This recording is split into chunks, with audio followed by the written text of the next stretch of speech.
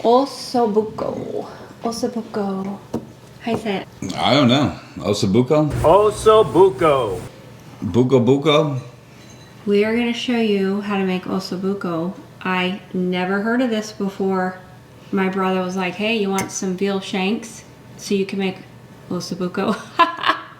And I'm like, what? It took me about a week to learn how to pronounce it. I think the shank is the shin.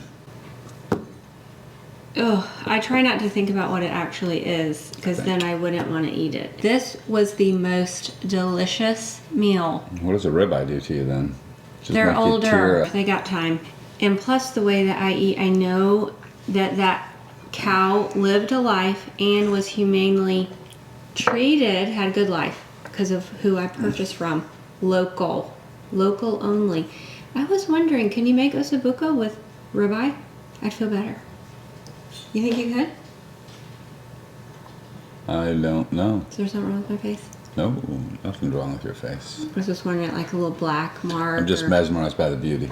My brother had mentioned this, and he's like, so he owns a restaurant. He owns a few restaurants, and he was like, I ordered this, and I could split a case with you. And I'm like, I'm down. I just like saying the name. It's awesome. So I always wanted to try it. Leslie, my girlfriend and I, we went out to this Italian restaurant that said they had it on the menu. And we get there and they don't have it. So I'm just disappointed. So finally I decided I'm just going to have to order. I'm going to have to make it myself. So that's kind of how it happened. I just always wanted to try it. It's the most succulent dish. It's awesome. So you made it the first time, and I was like, It was simple. oh my gosh, where has this been all my life? We were having company, Gary and Darlene, and they were going with us to a Christmas special that my mom sings in the choir. Bill's not really down with the whole choir thing. I can't say I'm not like drawn to this kind of stuff, but he was kind enough to go with me. Like, he gets the Husband of the Year award. Then we came back and we had this Osso Bucco, and they cleaned their plates. You remember that? Oh yeah. They cleaned their plates. We also had my mom over for I thought a that dog too. licked it. And I can't say, I mean, I cleaned mine She's too. joking. It was so good. So will you break it down on how you made this so that they can follow the recipe and make it for themselves? Yeah, absolutely. Okay, so I have your notes right there, and then we'll go to this. She wrote me notes. Just in case you forgot the process, because we pre-recorded it. We didn't have time that day. Remember, our house was a mess, and we were having company over, and our tree wasn't up, and it was December 15th. We've never waited that late to put up a tree. It's because we were leaving. We weren't staying here. We were the cranks. Christmas with the cranks. Kind of felt that way for a while, didn't it? But it all turned out okay. It So did. we whipped through this house and we got it clean before they came over. We got the tree up. Now it was only halfway lit, but hey, it looked like Christmas because there was a little Christmas in every room. And just remember, moving forward, if you have just a little Christmas in every room, it's enough. I had friends over the week before. They didn't even notice I didn't have a tree up. How funny is that? Because there was a little Christmas in every room. But now to the Osso Bucco. Let us know how you made that amazing dish. Sorry, but we have to break for a commercial. I got the privilege of trying these, and we have tried the original. This is masa corn chips, and what makes these completely different from any other one is one, beef tallow, which is very good for the gut.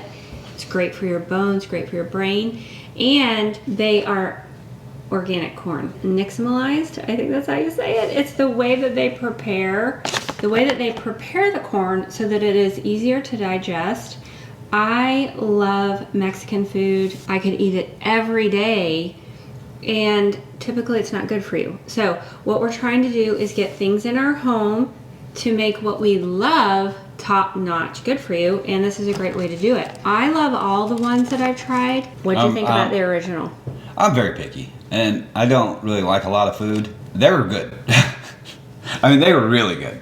And he's not crazy about lime, but I don't think you've even tried these. I have not tried the lime one yet. Honestly, my favorite are the traditional but I love the lime and have made amazing nachos. Tracy was over here and she's like, oh my gosh, those are amazing. So I am going to say something. A lot of people have complained about the price, but there are people that are buying coffee for $8 a coffee, and it's not doing anything good for your body. And don't get me started on $9 to $10 eggs. There you go. You can save money with my discount code. Try them, see what you think. And you know what? If you want to be a little selfish with these, don't pull them out for the company if that's how you feel. Use them for yourself.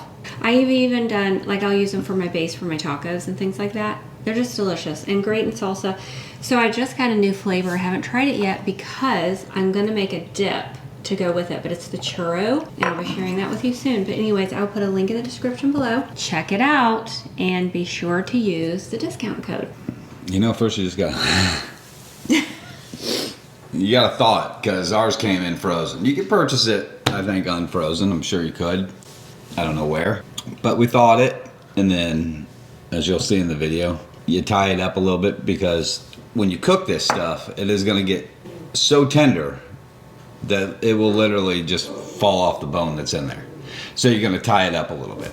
I also cut off a little of the silver skin off the outside of it. You don't have to. Some people eat right through it. It's just not my favorite because I'm a little picky. So I did cut it off. But once you clean that up, Hang on, let me get our son, our fur baby. Tied it up and cut off some of that silver skin. I did tie it up and cut up some of the silver skin. And I think I sprinkled salt all over the top of it. And then what you want to do, you want to get a cast iron, Dutch pan, whatever. Heat it up, high heat, put some good oil in the bottom of it. I did dredge the meat in some flour, but I used fresh ground wheat berries. Yep.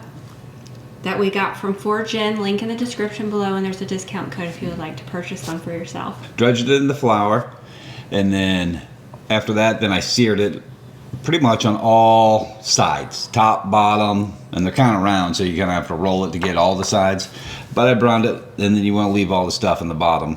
And then as you've done that, it's very easy to cut up 3-4 stalks of celery, same thing, 3-4 carrots. This time, I just want to tell them, because I think this was really good. You got those ready the night before. Remember you got them ready the night before and bagged them? Oh, I did bag. I cut them up just to get some of the pre-rush prep out of the way for all you restaurant people out there. A great idea. Highly recommend that. So I cut up the onions, little bite-sized pieces, carrots, and the celery. You don't eat those, but they are very good. I tend to eat them because you'll drain them off later, but we'll get to that. We did eat them the first time. Yeah, they're good. They were delicious. I mean, they're great. I don't know feel why. like you I don't have know to why discard they're them. discarded them. That's just the way We were told. what I was told is what to do. But then I ate them and I kind of liked them. But so after you heat up the meat and you've got it seared, I pulled them out. I set them to the side on a cutting board. I took the same pan that's got all my little dredged up stuff at the bottom, all the little pieces of flour, you know, that burnt off that didn't stick on the searing of the meat. I threw all my veggies in. Garlic and onion first. I did mince up a garlic, clove or 2 or 3 or whatever it was. And I put the onions and the garlic in the pan with some oil, sauteed them a little bit. Once those, you know, a couple minutes, they got a little soft, then I threw in the carrots and the celery. Mixed those around for a few minutes, sauteed them. Then I got some tomato paste. I forgot what the recipe calls for because It looks I think it's like 2 tablespoons or whatever. I use concentrated tomato paste out of a tube, so My new favorite. I just squeeze some of it in there, and then as I let that hit the bottom of the cast iron pan or the Dutch pan, whatever you're cooking in, I cleared out a spot for it, let the tomato paste hit. Somebody referred to it as blooming. And let the tomato sauce bloom a little bit first. And I mixed it in with all of the other veggies. And then at that time, you're gonna reduce some wine. I used a dark Cabernet, I just used a cheap one from the store. It was very good. Next time I might try a red wine. My wife absolutely loves it with the dark Cab. But I just want to try a lighter wine just to see what taste it gives to the gravy when we're done. But we used a dark Cab. And that's about a cup. You put it in there with the sauce, and then I used a box of chicken broth. You can use beef broth, but I prefer chicken broth for this particular. You put that in there, and basically you just let it boil up for a while. Once that's all done, sauteing, reducing down, I added some more salt, pepper. I'm going to take the Osso Bucco, Osso Bucco, whatever it's called. I'm going to take them back from the cutting board that I had sitting off the side. I'm going to put them back into the pot. And in this case, I had to use a different one because my Lodge pot that I was using wasn't big enough. So I went to a roasting pan. So I put my 5 shanks in there. And then I poured all the juice, and I made sure all the veggies and stuff just landed on the top of all the meat. I cover that up with some aluminum foil, put the lid on it, stick it in the oven. Was it 325 or something? You might have to add some more chicken broth if you go to a bigger pot to cook in or whatever, just because you want the juice and everything to be about halfway up the Osso Bucco, maybe a little bit more, but it doesn't have to be covered. And then literally you stick it in the oven for about 2.5 hours, and it's going to be fall off the bone good. You don't have to check it. You don't have to do nothing. Great thing is you can come back and cook it, you know, another hour on top of that. I don't really think you can overcook it. The only thing it does is just get more tender. I'm not saying to cook it for 12 hours or anything, but I did cook ours for, I think the 2.5, then I cook it for maybe another hour just because I really like it tender. It was 325, and when we went to church, you let it keep cooking. I did. I was a little scared, but it worked out great. Perfect. Once that's done, about 20 minutes before, start your mashed potatoes. I'm not going to tell you how to make mashed potatoes. It's pretty simple. Boil them, smash them, stick them in a stew. I mean, you can add garlic. You can add some Parmesan cheese to them if you like garlic Parmesan mashed. I just like the garlic mashed. When it's done, pull it out of the oven. Get your plate. Plop down a good portion of mashed potatoes. And then take your Osso Bucco, whatever it is. Place it down on the mashed potatoes. Give it a little squish down there because you're going to serve it on a bed of mashed potatoes. And then go back for that gravy. You're going to have to make gravy too. I'll come back to that. And then you pour some gravy over your mashed potatoes, maybe a little over the Osso Bucco. It's great. You'll also have some great bone marrow in there because those bones are, you know, pretty big. I didn't eat the bone marrow this time, but my dogs love it. And I have tried the bone marrow, which is actually very good for you. And I didn't mind it, but it's not the first thing I'm going to head for. But going back to the gravy, so this is where the separation of those veggies come in. So you just take a strainer, up the juice that your Osso Bucco was cooking in, just to separate it from the veggies and everything. Then put the gravy juice back on the stove, get a little cornstarch. I pull some of that gravy out and put it in a cup, pour some cornstarch and mix it that way because sometimes you mix just cornstarch in with your gravy and just dump it in there. It becomes very lumpy, doesn't mix, and you got lumps of cornstarch, which is not really good. So mix it up in a little cup. That way if it doesn't mix properly, you can toss it and start over. But mix it in the cup and then pour it into your sauce and it will thicken up your gravy. Enjoy.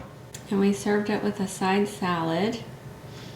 It just was fantastic. It's great. It's so good, and honestly, it is so easy. It is so easy to make. Easy.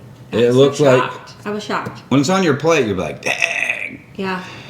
You don't have to tell anybody how easy it was. Really, hardest part's tying it up, and then it's not hard. Pot and stick it in the oven for a couple hours, and it's done.